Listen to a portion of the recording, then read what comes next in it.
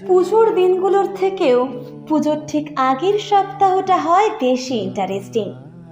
কেউ চুলে কালার করাচ্ছে, কেউ শপিংয়ে যাচ্ছে, কেউ আবার বসে আছে কখন অনলাইন থেকে অর্ডার করা জিনিসগুলো তার বাড়িতে এসে পড়বে।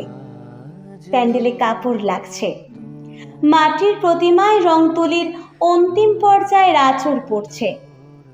সদ্য প্রেমী পড়া ছেলেটা তার প্রিয়তমাকে প্রেম প্রস্তাবের প্ল্যান করছে।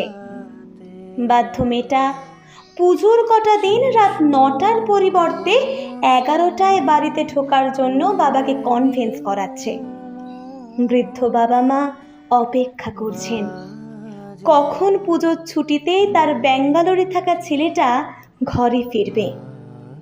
রিক্সা কাকুটা নির্ধারিত ভাড়ার থেকে 2-1 টাকা একটু বেশি আবদার করছেন, যাতে বাড়িতে মেয়ের জন্য নতুন জামা কিনে নিয়ে যেতে পারে। আর সারা শহর ঢেকে যাচ্ছে ব্যানারে, লাইটিংয়ে আর হোর্ডিংয়ে।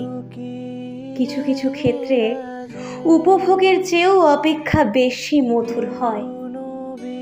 মা আসছে।